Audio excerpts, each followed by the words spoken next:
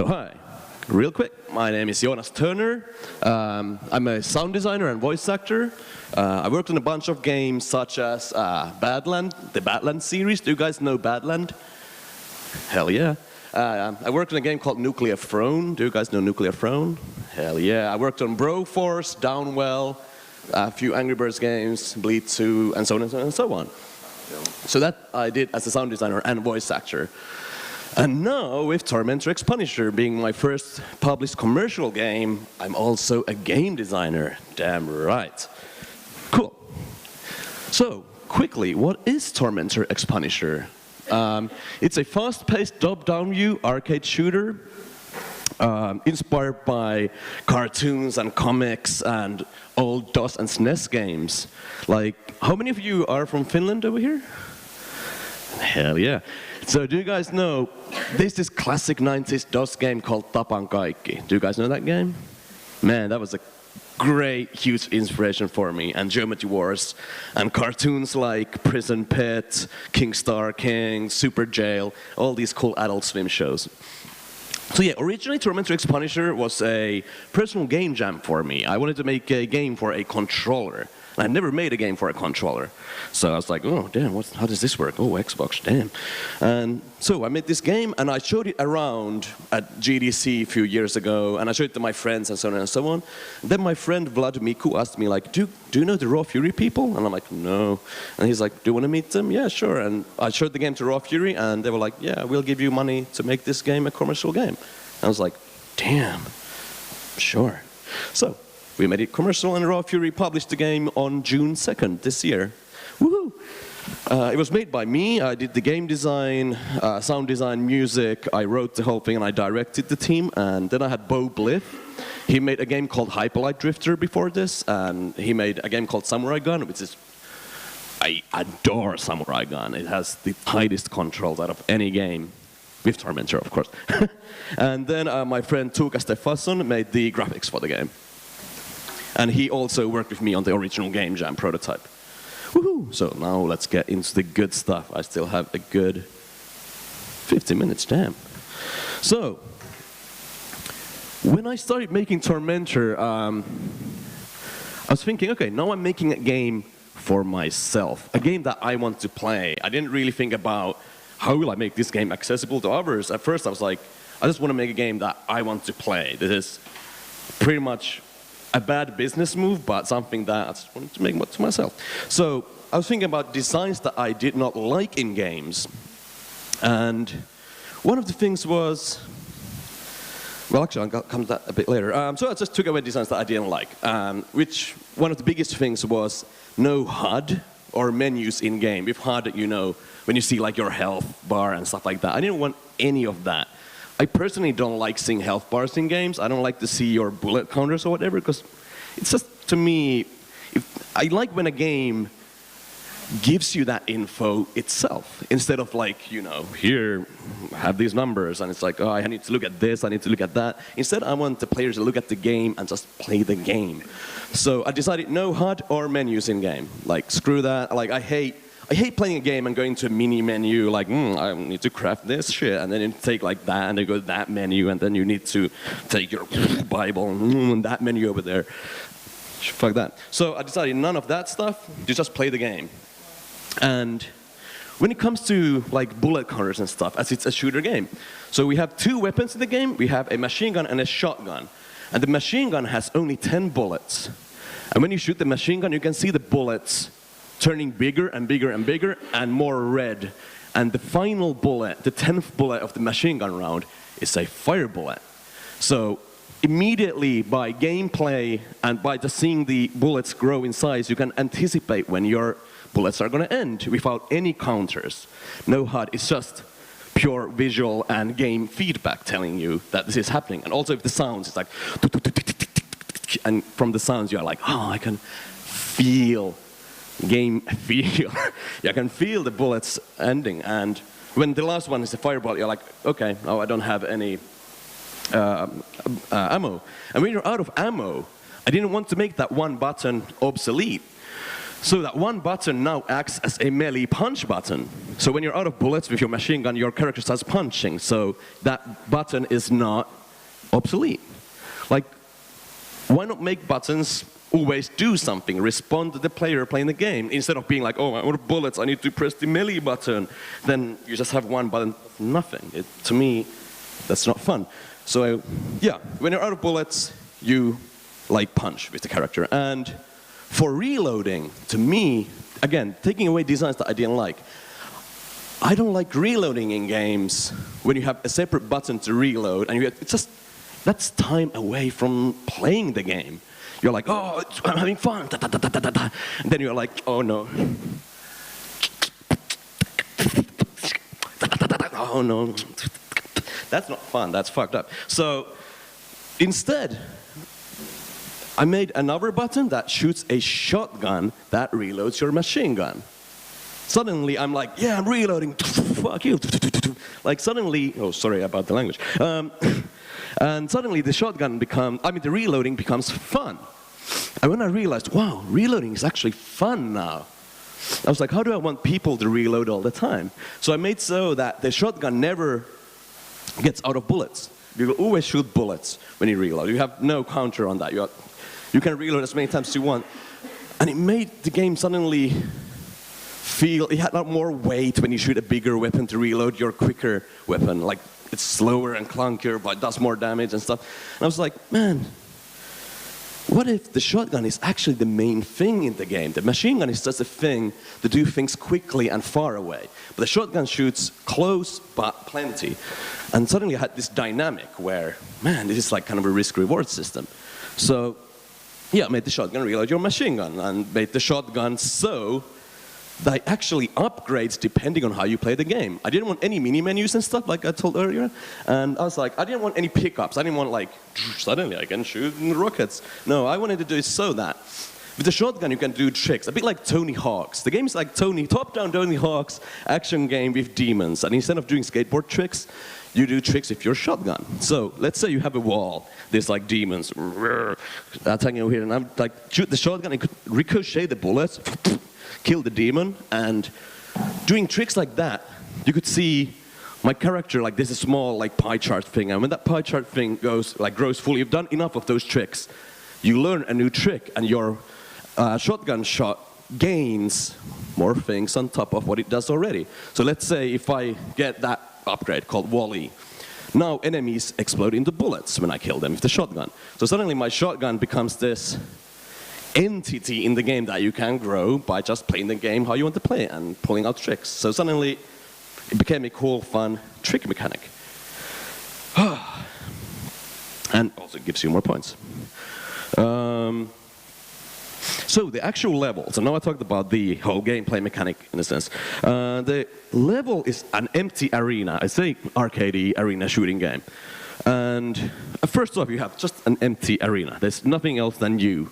Then the game starts and 3 demons spawn around the player. Like, player is in the middle, demon here, and demon here.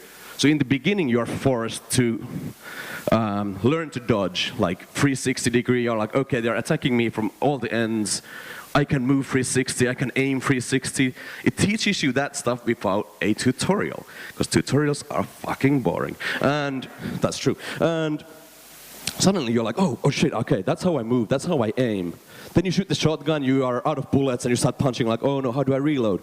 You press the other button, and your machine gun reloads. You're like, oh, I learned all this without a tutorial. And I designed everything with that in mind. So the enemies, the first enemies are these basic melee demons that just run at you and try to smack you. And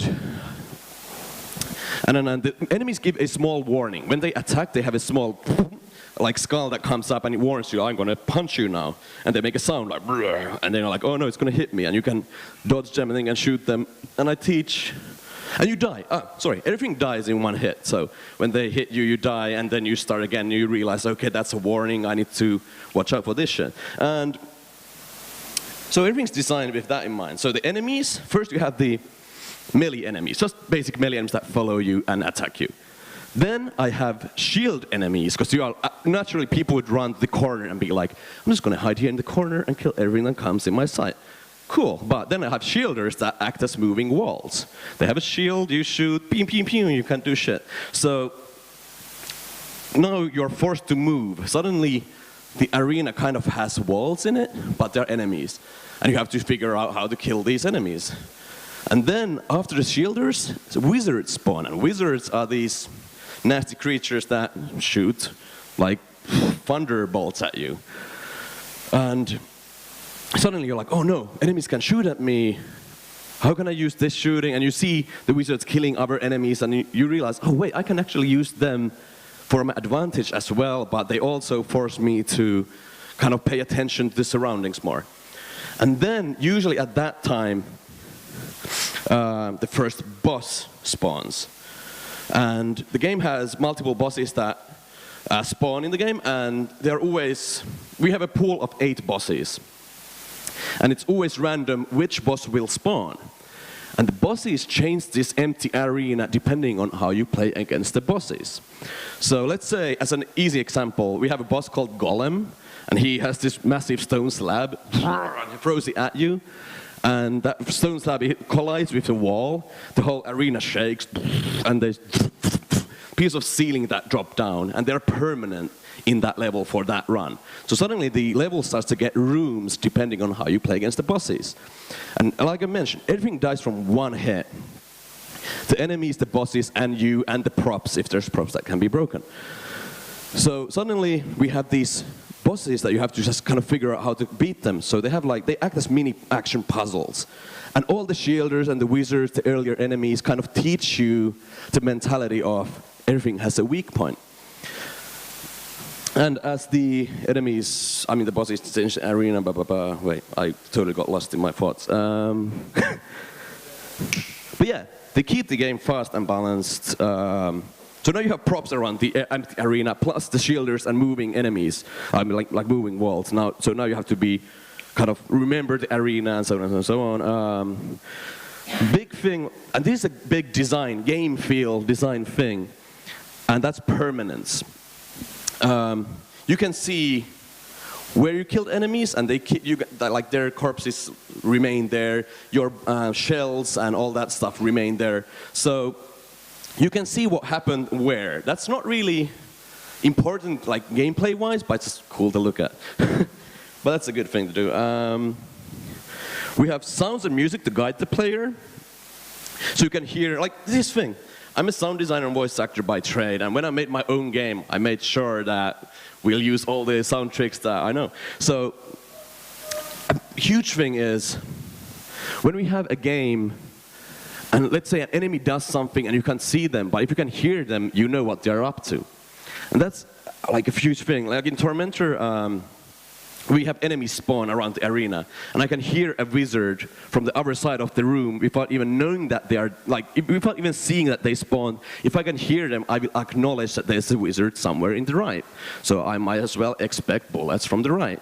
And having mechanics like that in any game, let's say you're playing a game with, I don't know, what's hot these days? Zombies again? Shit. So you're playing a game with zombies. Or another player behind a door. If you can hear, you can't see them, but if you hear them, you know there's a player over there. Ta-da, sounds are fucking important. With an F. So we use sound to guide players like that with the machine gun going, okay, I don't have bullets. I don't need visuals to tell me more. And we use music to guide the player. So always when a boss spawns, the music starts to get slow, quieter and quieter. Without the player really realizing it, but each kill lowers the sound volume of the music. And it gives you this instinctual feeling of something's going to happen, something changed in the soundscape. I'm not sure what. Suddenly when a boss spawns, boom, you're like, okay, the music guides the player. And these are systems that I really, really highly recommend to check out. Oh, please, by the way, take photos and stuff of these, because I'm just massacring my talk. So yeah, from hearing distant enemy spawns to feeling progression. It's magic, right? Oh, and in Tormenter X Punisher, big spoiler alert, the game has lots of hidden game modes inside the game. So instead of choosing a game style in a menu, in the game itself you can decide what you want to do. If you're okay, I want the game to be harder, you can access hard mode inside the run that you're currently having. Or if you want to play football suddenly in the game, we've enabled systems where you can play kind of like football in the game, but never really telling the player. It's something that you can just explore and have fun in a game that you wouldn't expect to have these systems in them. Just cool, small things. How much time have I got? Oh, I've got a few. The game was, like I said, released in June for $7.99 on Steam. This is a shameless marketing plug. That's pretty much my talk. Thanks.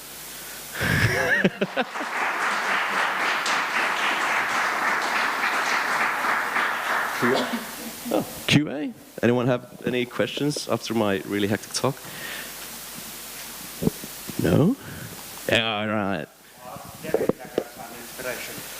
So, I heard about Devil Daggers while making the game. I was showing the game, I think, at Gamescom, like a closed doors kind of press thingy. Before we publicly announced the game, we showed it to people.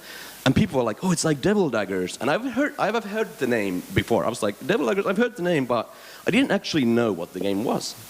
So I was like, Devil Daggers, okay, sure. And I put it on my list, and I checked it later. And I was like, yeah, totally, it's like Devil Daggers, but 2D. They're really similar, but they, at the same time, have lots of difference to them. But yeah, it's really similar, but it wasn't really an inspiration, because I didn't really know about the game. Anything else? Come on, I know you got some questions. Can be anything. Oh, hi, man. I know that you didn't want any hot elements in the game, but having played the game, I know, for example, when you do the tanks, multiplier, or wallies, there's always that text that pops up. Also, there's a pie chart that shows you that how many times you've done it. Yeah. So if you redesign that, having not those elements pop up, how would you do it? Or did you have any other Yeah, we tried a bunch of things. That's a good question, because technically that is a HUD element, but it's not a permanent HUD element. It's so in the game, when you shoot demons and shit, you see like text appear. And when you do upgrades, you see a pie chart and a text appear. But it's only for a moment. It's not something active. You have to, not something passive. It's something active. You have to look at it like, okay, I did that. So we tried a bunch of things. That was like almost my last resort, in a sense. I wanted to do more visual things of like seeing the enemies like die in a certain way or something else happening, but it was never really readable. So I just made it like a pie chart thing, and it kind of works to me, but that's always a hard thing. That's always a hard thing. So that's like a mini HUD thing. I tried to make a HUD that's as little HUD as possible, if that makes sense. Yeah, that was the best way to do it, and that's what we did. And people still have a hard time reading it, but it's fine. Anything else? One more. We have one more. Oh, there's two questions. Go. I think you have done a lot of collaboration. You did sound for Nuclear Throne. Yeah. So can you talk about... Hello? Can you talk about working with other people from other countries and such? Has it been painless? That's a great question. So, like, with Tormenter X Punisher, I work with Bo. He lives in LA. And Tuukka lives in England. And our promo artist lives in LA as well. So, and my publisher is based in Sweden. So all of us were from different countries and different regions and time zones and stuff. So we used Slack intensely. It's a program that if you are not using Slack, I recommend checking out Slack. It's a really great chat program to kind of manage your team. But yeah, we essentially tried every day, at least a few times a week, set days we would have a meeting at a good time for everyone, morning LA, evening in England, night in Finland, kind of a thing. And we would have meetings every week, and then we would just chat in Slack and stuff. But I would always try to make sure that we had at least 2 meetings a week, so we all know what's up. We use Trello. A Trello is this card system that you can write, like Post-its, but in the internet. It's pretty amazing. Check out Trello. So we use Trello and Slack intensely, and we had calls every week just to know where we are. And having good notes. If you are a game director, you're directing a game, or sound director, whatever director, make sure you have good notes and everyone understands what they should be doing. And make sure you're always on top. Like me as a sound designer, if I work on a game and we have animation-heavy stuff, we have characters moving their arms, and it has to be in sync. Be sure to give your sound designer a video of the animation so they can work on top of that. As a director, make sure everyone knows what they're working on top of and why. That's such an important part. Instead of being like, oh, we have 2 weeks for release. What do you need? Oh, an animation. Here's a shitty thing I shot with my phone. And you're like, man, we need to get this game out there. So make sure you always have the assets that people need to work on their part of the job. If you're a director, that's your job. Period. Cool. I think that's my time. Thank you so much.